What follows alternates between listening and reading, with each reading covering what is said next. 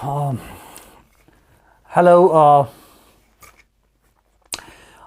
इस बार मैं आपके लिए एक वीडियो लेके आया हूँ। मैंने बहुत सारी वीडियोस बनाई है। I have uploaded so many videos on punctuation. मैंने फुल स्टॉप डिस्कस किया है, मैंने पैरेंथेसिस डिस्कस किया है, हाइफन का यूज़ डिस्कस किया है, इसी तरह से कोटेशन मार्क्स का यूज़ डिस्कस किया है। लास्ट वीडियो में मैंने कोलन डिस्कस किया है। कोलन का यूज़ क्या है, कोलन कहाँ पर यूज़ होता है, जो दो डॉट्स होते हैं वर्टिकल में। तो दिस टाइम मैं सेमी कोलन, आप बोर्ड पर देख सकते हैं कि सेमी कोलन का यूज़ क्या है। ऐसा पंक्चुएशन मार्क है, ये क्या, कहाँ पर ये यूज़ होता है। तो अपीयरेंस इसका ऐसा है, वन डॉट और उसके नीचे एक छोटा सा कॉमा होता है, ये सेमी कोलन होता है। और कोलन जो होता है, कोलन आपने पढ़ा, कोलन इज लाइक बिल्कुल दो डॉट्स होते हैं, दो डॉट्स होते हैं, वर्टिकल में दो डॉट्स होते हैं। This is colon. ओके, लेकिन आज हम सेमी कोलन पर इसके बारे में डिस्कस करेंगे कि सेमी कोलन क्या होता है। कॉमा पर अभी मैंने वीडियो नहीं बनाई है, लेकिन थोड़ा सा मैं आपको बताऊं कि कॉमा जो है लीस्ट डिग्री ऑफ सेपरेशन जो होती है, जहां पॉज होता है, छोटी क्लॉज होती है, उसको सेपरेट करने के लिए, या बहुत क्लोजली रिलेटेड एक ही थॉट होता है और क्लोजली रिलेटेड कुछ चीज़ें होती हैं उस थॉट के बारे में, छोटी छोटी क्लासेस होती हैं, उनको हम कॉमा से सेपरेट करते हैं। ठीक है। इंडिपेंडेंट कंप्लीट सेंटेंस, दो कंप्लीट सेंटेंसेस, दो कंप्लीट डिफरेंट थॉट्स को हम सेपरेट करते हैं फुल स्टॉप से। तो सेमी कोलन जो है, it falls between the two, comma and full stop. ठीक है। एंड समटाइम्स फुल स्टॉप के बदले में सेमी कोलन हम यूज करते हैं।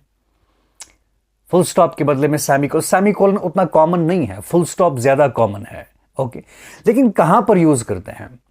जब हमारे पास, इन शॉर्ट में आपको कहता हूं, जब आपके पास एक ऐसी क्लॉज हो जो ग्रामेटिकली इंडिपेंडेंट क्लॉज हो, ग्रामेटिकली इंडिपेंडेंट क्लॉज हो, लेकिन दो ग्रामेटिकली इंडिपेंडेंट क्लॉजेस होती हैं, लेकिन वो मीनिंग में they are so closely related to one another कि आप उनमें फुल स्टॉप नहीं डाल पाते हैं, आप सेमी कोलन का यूज करते हैं।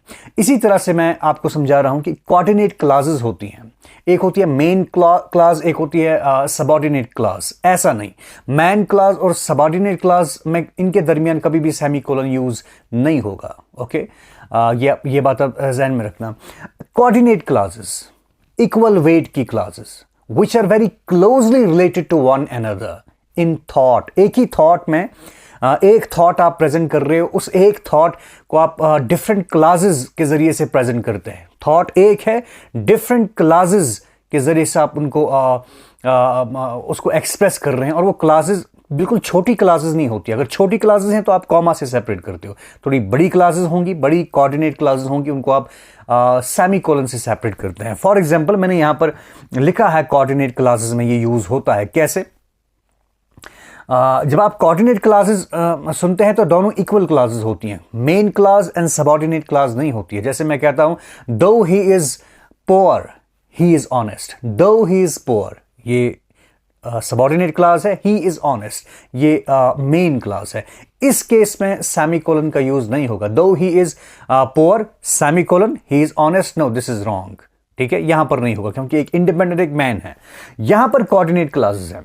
तो एक थॉट है, मैं एक बार फिर कहता हूं कि एक थॉट है, उस थॉट को आप डिफरेंट क्लासेस, एक ही थॉट को जो है वो प्रेजेंट कर रही हैं, एक्सप्रेस कर रही हैं, और वो इतना क्लोजली रिलेटेड है एक दूसरे से। ठीक है, ग्रामेटिकली हर एक क्लास इंडिपेंडेंट है, लेकिन मीनिंग में बहुत ज्यादा क्लोज हैं वो। ठीक है, जैसे मैंने लिखा है, the wind had again fallen, the wind had again fallen, the night was as black as the grave, not a star slipped through clouds.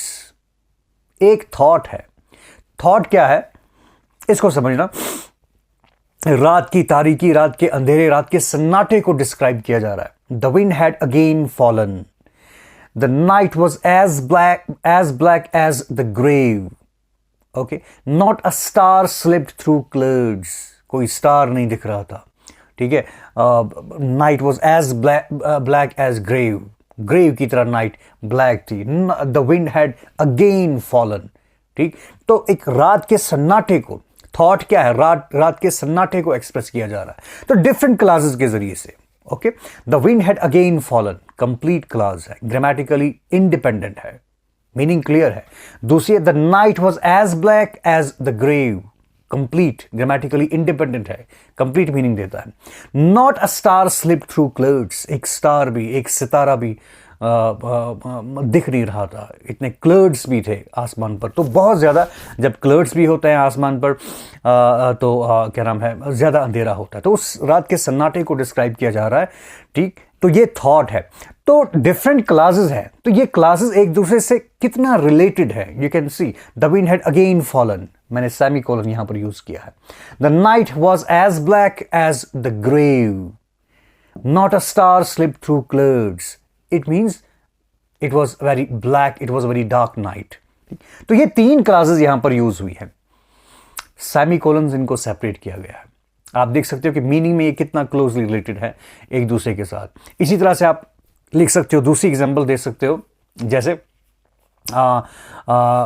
Suppose classroom आपका है और उस क्लासरूम का एटमॉस्फेयर, उसको आप डिस्क्राइब कर रहे हो, क्लासरूम के एटमॉस्फेयर को। जैसे आप कहते हो I walked into the classroom, all the students were busy in their work, nobody was silent, everybody was shouting, every student was shouting,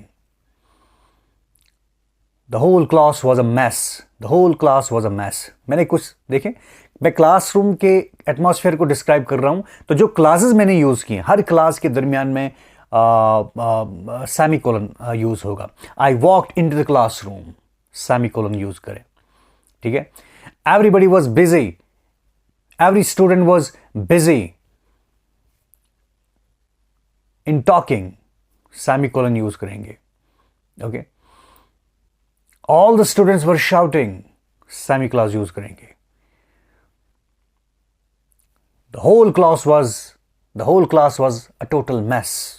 ठीक है, तो आप सेमी कोलन यूज करेंगे। तो क्लास के एनवायरनमेंट को आप डिस्क्राइब कर रहे हो, तो ये है कोऑर्डिनेट क्लासेस के दरमियान सेमी कोलन का यूज होता है।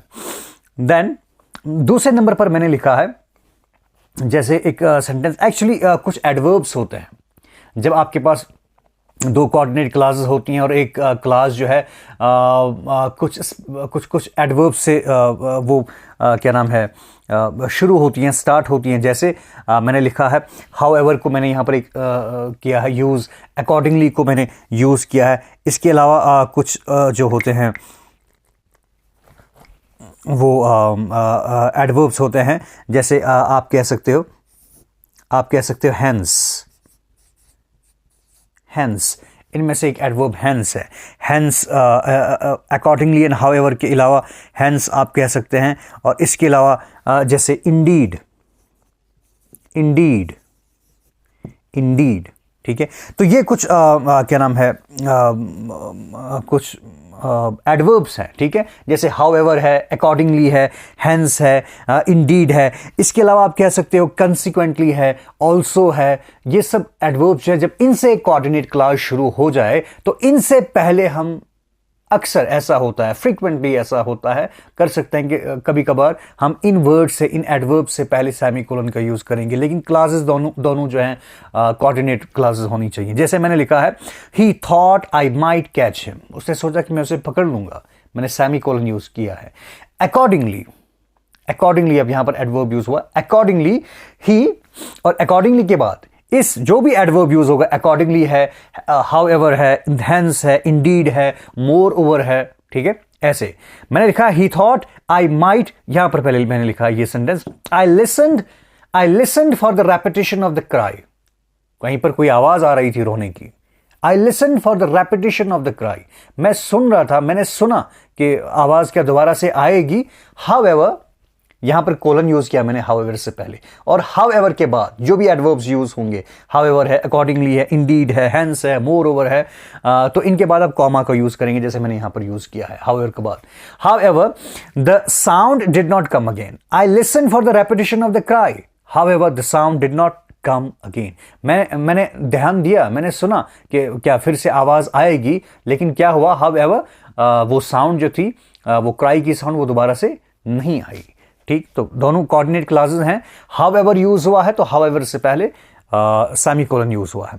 ही थॉट, इसी तरह से दूसरा सेंटेंस है, ही thought I might catch him, उसने सोचा मैं उसे पकड़ लूंगा, सेमीकोलन.